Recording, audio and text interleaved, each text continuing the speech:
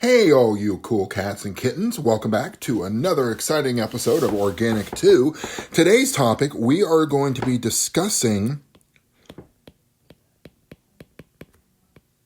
reductive amination. Just in a little bit more detail. This will either be a 1 or 2 video series, depending on how long it takes me to get to the monkey on this first time. What we have with a reductive amination is this is a reduction reaction. And remember, from the point of view of an organic chemist, a reduction reaction is decreasing the number of carbon heteroatom bonds. So it's a reduction reaction where your product is an amine. Your product here is an amine, or something very much like it. So there are 2 of these that we're going to discuss. One of them is right on point, and the other one is a little weirder. The one we're going to discuss right now that is right on point is the reduction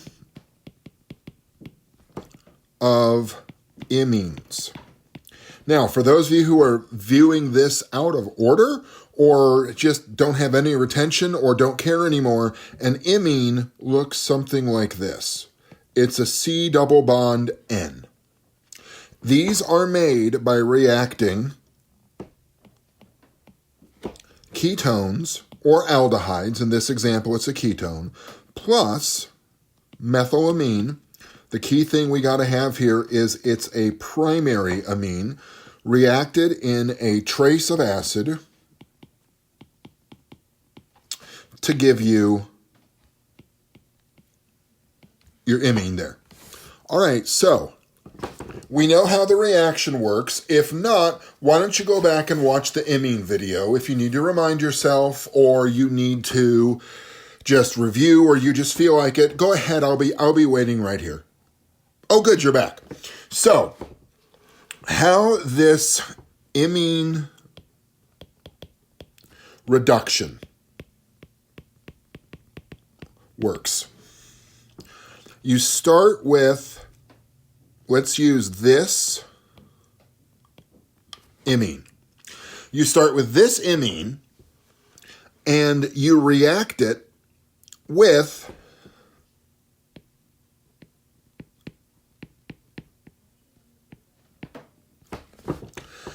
sodium borohydride cyanide in water. More on the structure of this in just a second, all right? So the product that we get would be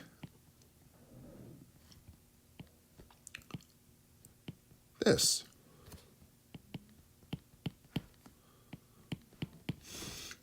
Where these 2 hydrogens come from the reduction itself. All right. Let's look at the mechanism of this really quickly so we can get a feel for it before we talk about what in the heck that funky reduction agent is. So it starts out like this.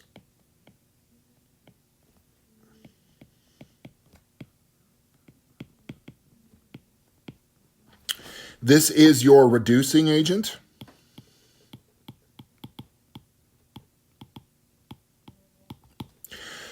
Chemically, it works exactly the same way as sodium borohydride will. In fact, in a lot of books that I've read over the years, they essentially equate the sodium cyanide here with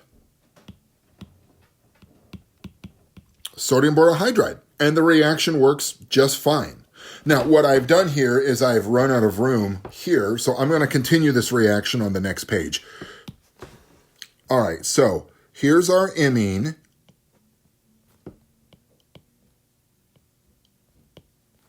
Here is the reducing agent.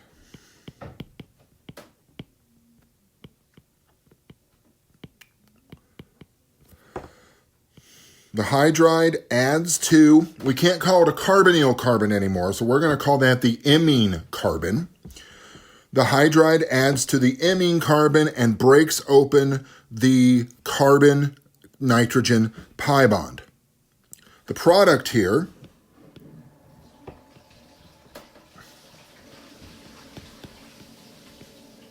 looks like this.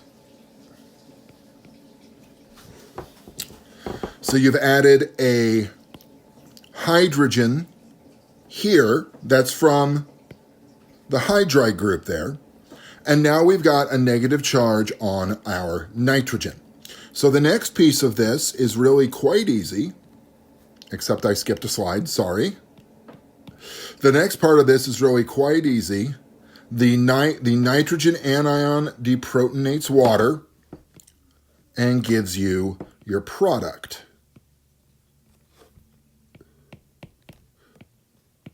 The amine. Now, why is this reaction important? Well, as we're going to discuss later on in the class, part of the reason this reaction is important is, one, amines are difficult to make. There's only a few processes that will reliably give you an amine without some sort of crazy overreaction. The second reason this works is that the imine is more reactive than a ketone or aldehyde. Okay, I promised you that we were going to talk about this funky reducing agent. So let's do that right now. This is the structure of that reducing agent.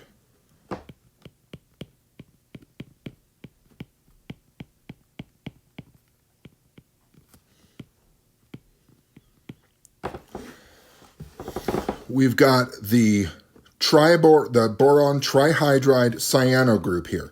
Part of the problem is boron hates being negatively charged. So an electron withdrawing group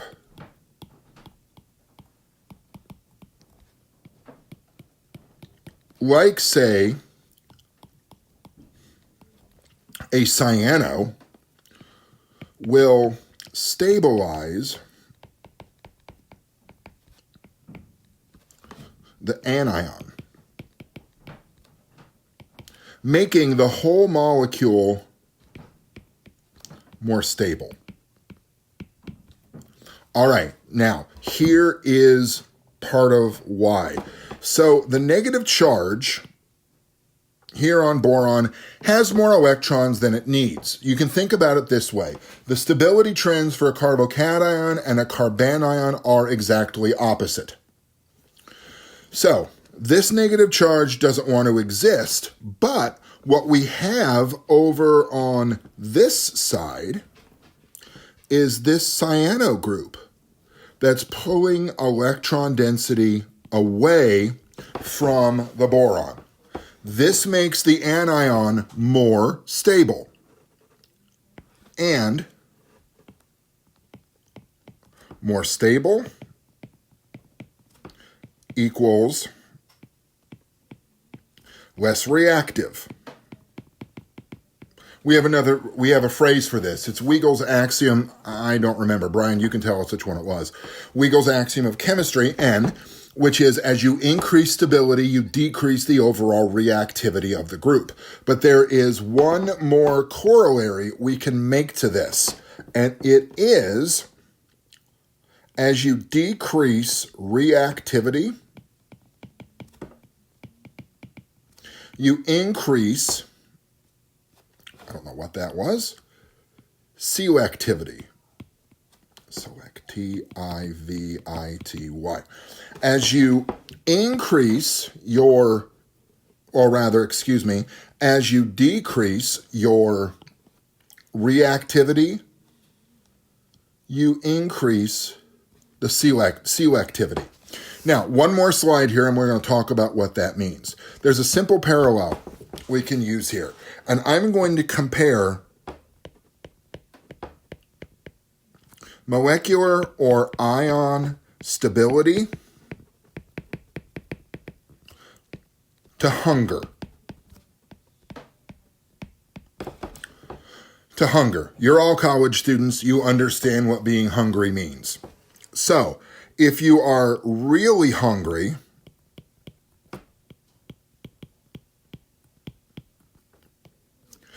what this means, as we talk scientifically, this is high in energy.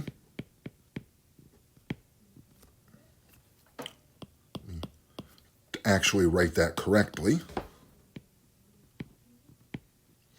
You're high in energy. If you're really hungry, you're not going to be picky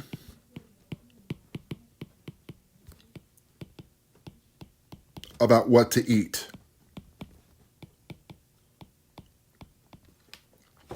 This means that you are commensurately have low selectivity. It doesn't matter what you eat as long as you fricking eat it. So you may be interested in things like, oh heck, is it Quick Walk, that skeezy looking Chinese place on Water Street over by Dooley's? Or you might be willing to go in and eat McDonald's or anything like that just because you are really fricking hungry. However, if you're not really hungry, then you're going to be choosier. Not hungry means lower in energy, and choosier means high level of selectivity. So you might not want to settle for McDonald's when you can have Panera. I'm a big fan of Panera, so I'll use that as my example.